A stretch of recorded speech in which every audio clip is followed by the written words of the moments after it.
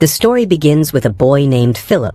As soon as he sees the train, he starts screaming, "The train is coming!" So another boy, Ethan, begins untying a boy named Baron who's lying on the tracks. But Ethan fails to do it in time. The scene then shifts to Baron's father, Caleb. He's at a construction site to do an inspection. There, Caleb finds out that some men have been secretly dealing with another supplier instead of his company for raw materials. One of the men tells Caleb, "So what? Your boss Benji's prices are way too high." When the man tries to force Caleb to stay and talk, Caleb responds violently. That's when the man tries to bribe him. He says, "Look, you've got kids, right? I've got kids too. I'm just trying to do business here." Caleb then goes to his boss and says everything will be fine from now on. But Benji understands that they've been buying material from someone else. So Benji sends Caleb back to the site with two of his bouncers, telling him to go and make those guys understand properly. But Caleb had plans to spend time with his son that day. He tries explaining to Benji, "I'm already late as it is." But Benji doesn't listen. He forces Caleb to go back. Then the scene shifts to Ethan's father. He is a good man. His name is to Father Lyle. He was soon going to become the state senator. A newly transferred detective named Gabriel meets him. On the other side, Caleb reaches late to pick up his son. Caleb and his wife Jackie lived separately. He tells Jackie, "I know I'm late, but there's still time. I'll take Baron out and spend time with him." But that's when they find out that Baron never returned from school. The scene cuts to the railway tracks. The police have found a body, Baron's body. But they're struggling to identify him. Caleb arrives on the scene. He runs toward the tracks and sees Baron's shoes lying there. Caleb refuses to believe it's his son. He keeps repeating, "That's not Baron." Jackie tells him, "I dropped him at school this morning." He was so happy because he was supposed to spend the day with Caleb. But Caleb never showed up to pick him up because of work. Jackie breaks down crying as she sees Baron's clothes. She starts yelling at Caleb. Caleb asks the police, "Tell me what you know. I want to know everything."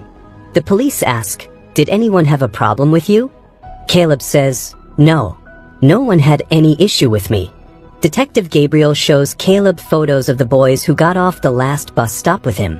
But Caleb doesn't recognize them. As he's leaving the police station, he spots Ethan. Caleb walks up to him and asks, "Do you know anything?" Ethan says nothing. The police escort Caleb out. That's when Ethan starts sticking his tongue out at Caleb. Caleb finds it very strange. The scene moves to Baron's funeral. It's taking place at Benji's house. Caleb tells Benji, "I need to know everything the police know."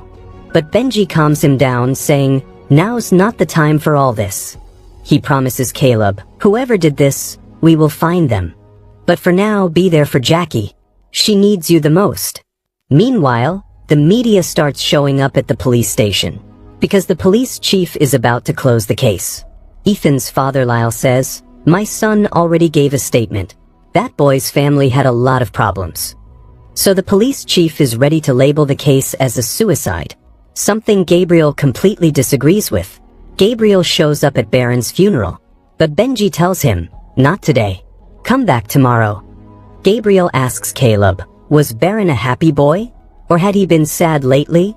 And just then, on TV, the police chief declares Baron's death a suicide. Caleb gets furious. "My son didn't take his own life." Benji tries to calm him down. Then the scene shifts to Lyle and Ethan. Ethan was adopted by Lyle when he was 6 years old. But Ethan never listened to Lyle. He would speak rudely to people all the time. That's when Caleb shows up. He wants to talk to Ethan, but Lyle calls the security and has Caleb thrown out. Caleb later finds Philip's name written in Baron's school book. He enters Philip's house and finds a drawing Philip made of the railway track, where Baron is shown dead. Philip is crying, and Ethan is drawn with devil horns on his head. Caleb shows that drawing to Benji, saying, "Lyle's son Ethan was there." But Benji tells him, "Listen, don't do anything without my permission. Those people are powerful. We have to be very careful. This will take time." But Caleb can't accept that. He says, "I don't care. Just help me. My son was everything to me." So Benji reminds Caleb how years ago he came to him for help. He says, It's because of me you've been able to take care of your family all this time. We learn that Benji is actually Caleb's uncle. Benji continues, I've built all this with great difficulty. And no matter what, I won't let you ruin it.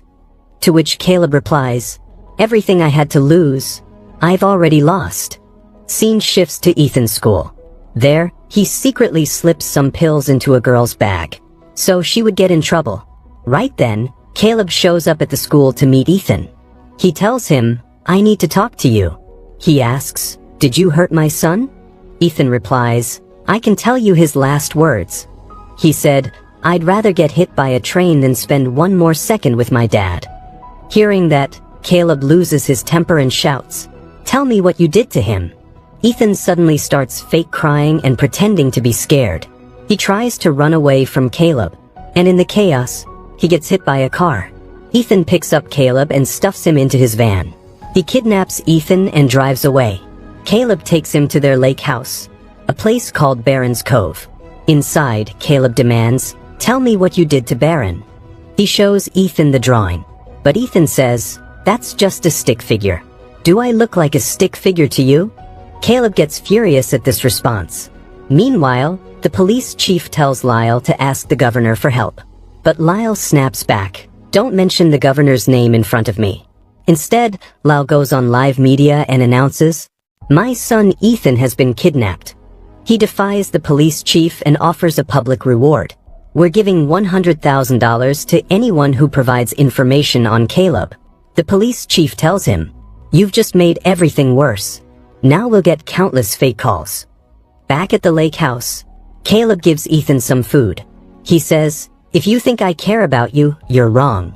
You're not a kid, you're a monster. Ethan responds, Baron used to tell the truth about you. He hated you so much, he started hating himself. Hearing all that, Caleb became furious. He said, you think that's it? I'll show you. Caleb goes to his friend Felix's place. Felix had no idea about Baron's death, and didn't know anything about the kidnapping either. Caleb tells him, I need some tools. And he picks up some big tools right in front of him. Meanwhile, Gabriel shows up at Jackie's place. Jackie tells him, my son was a happy kid. He would never take his own life. Gabriel says, okay, I believe you, but now, please help us find this other kid. Jackie replies, I don't know anything. Elsewhere, Benji is furious that Caleb disobeyed him. Back at the lake house, Caleb has tied Ethan to a pole. Now, he wants to torture him to get the truth. Ethan tells him, I know you won't hurt me. That's when Caleb lights up a flame torch, hoping to scare Ethan with it. He yells, tell me what happened to my son. Tell me. But Ethan says nothing. Instead, he coldly says, do it. Caleb can't go through with it. He breaks down crying and screaming, please just tell me. I'll take you back home. To which Ethan replies, I don't want to go home. Just then, outside their lake house, Benji's men had arrived. Inside, Caleb started talking. He said, Baron and I were building this place together. We were going to turn this room into an aquarium. Baron had already planned out the entire layout for the space. He said he wanted to bring every kind of fish into this room, just because his dad, Caleb, was afraid of swimming. Hearing all this, Ethan started crying. He said, I can't say anything or he'll kill me. He was talking about Lyle. At the same time, Lyle's father shows up to meet him. He scolds Lyle, why can't you ever do anything right? And that's when we learn that the idea of adopting Ethan was actually Lyle's father's, done purely as a publicity stunt. Lyle says, I don't even like that kid. His father warns him to clean this mess up quickly. And just then, Lyle gets a call from Benji. The scene shifts back to Caleb. He unties Ethan's hands and gives him clean clothes, Baron's clothes. That's when Caleb notices several bruises all over Ethan's body. He tells Ethan to sleep on Baron's bed. There, Ethan notices photos of Baron and Caleb together. Just then, a group of hitmen break into the lake house. Caleb was asleep. These men were here to cause a gas leak and blow up the whole house. They planted bombs all over the place. One of the men approaches Ethan to take him away, but Caleb suddenly attacks him from behind. He kills the man, grabs Ethan, and escapes through the window. The other hitmen start shooting at them. One bullet grazes Ethan, and right then, the entire lake house explodes behind them. Caleb escapes with Ethan on a boat. Ethan says, "I knew this would happen.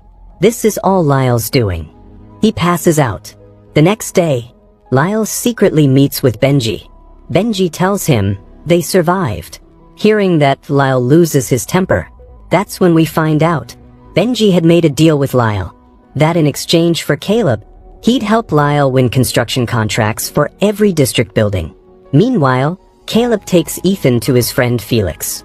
Felix begins treating Ethan's injuries. By now, Felix had already seen everything on the news and knew what was going on.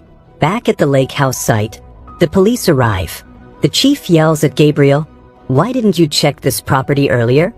Gabriel responds, "We were late because this property wasn't under Caleb or Jackie's name. It was under Baron's." Meanwhile, at Felix's place, Felix tells Caleb, "You won't be able to stay here for long." He had already spoken to Ethan, who only kept saying, "Caleb is rescuing me." Felix had also seen all the bruises on Ethan's body. He tells Caleb, "This kid has been tortured for years." Felix urges Caleb to help Ethan. He gives Caleb his own truck to get away safely. So Caleb sat down to talk with Ethan. Ethan had brought a photo from Baron's room. A photo of the aquarium with Caleb and Baron in it. Ethan said, "Take me there, and I'll tell you everything." Meanwhile, Gabriel was questioning Jackie. He asked, "Did you know he was at the lake house?" But Lyle pulled Gabriel out of the room and started talking to Jackie himself. Lyle emotionally manipulated Jackie.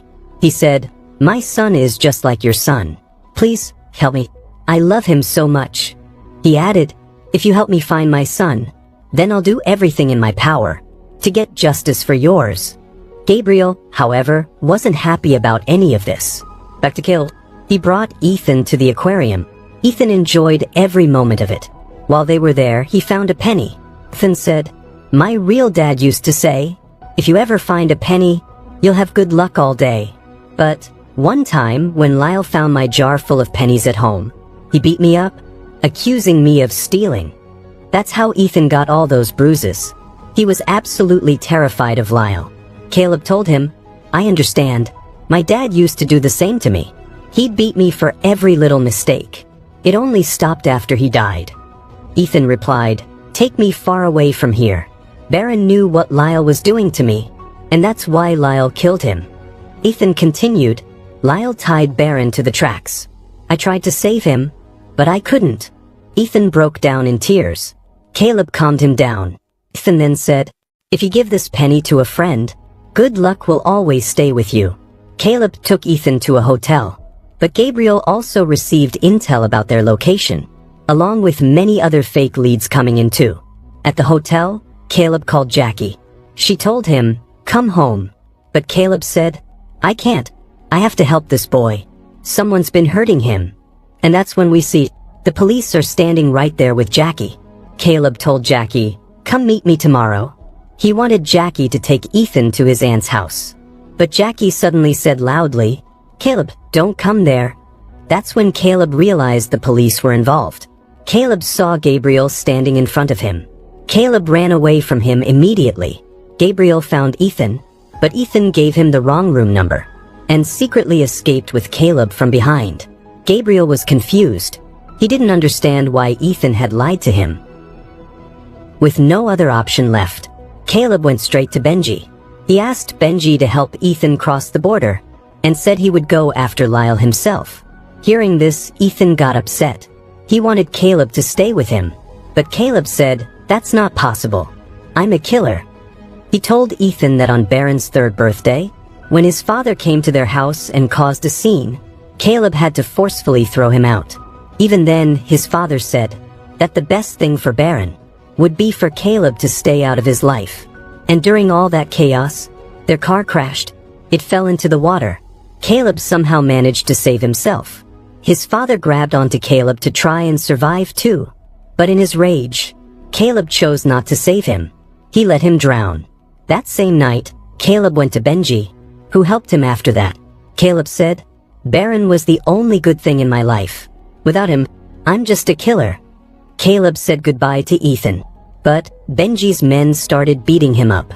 Benji yelled, "I told you not to do any of this. But you didn't listen." Benji showed Caleb some police tapes.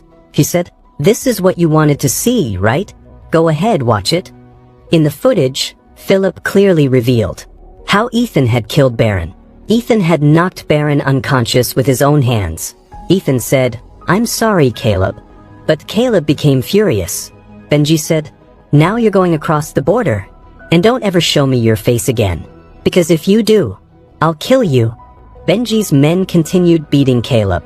The scene shifted to the next day. Ethan was now in the hospital with Lyle. He was terrified of him. Lyle once again took Ethan along for his own publicity. Meanwhile, Benji's men were escorting Caleb. Caleb went into a restroom and broke down in tears, wondering what he should do now. There, he saw pictures of several aquatic animals on the wall. Caleb made up his mind and escaped from there. He went straight to Gabriel, hoping Gabriel would help him. The scene then shifts to one of Lyle's public events, where Benji had also shown up. Benji spotted Caleb in the crowd. He immediately told Lyle, "You need to get out of here, now." Lyle quickly took Ethan and tried to flee. He was about to escape on a ship, but Caleb arrived. Caleb told Lyle, "I'm not here for you, I'm here for Ethan. Just let me take him down. I won't say a word about you. I'll say whatever you want in front of the media." Lyle agreed. "Fine, go ahead. Kill him." Caleb pointed a gun at Ethan. Lyle loudly said, "What are you waiting for? Pull the trigger." But Caleb said, "Is that enough for you, detective?" Turns out all of this was part of a trap, set by Caleb and the detective to catch Lyle red-handed. And the moment Lyle pointed his gun at Ethan, the detective shot him. But in the crossfire, Caleb was also hit and fell into the water, unconscious. Gabriel jumped in and pulled him out. Sometime later, Caleb regained consciousness and asked Gabriel about Ethan. Gabriel said that Ethan had told the police the full truth. Now Caleb would have to face punishment for his actions. But Gabriel said, "I'll try my best to help you." However, Benji was still out there. Before leaving, Gabriel handed Caleb the very same penny. Caleb asked, "Why did Ethan kill Baron?" Gabriel explained. Ethan said Baron just wouldn't stop talking about his dad. Hearing that, Caleb broke down in tears. The police took Caleb away. As he was being taken, he saw Ethan one last time. On a deserted road, the police car suddenly stopped. The officers stepped out of the vehicle, and from the rearview mirror, Caleb saw two hitmen approaching. In that moment, we see Caleb finally reunited with his son Baron.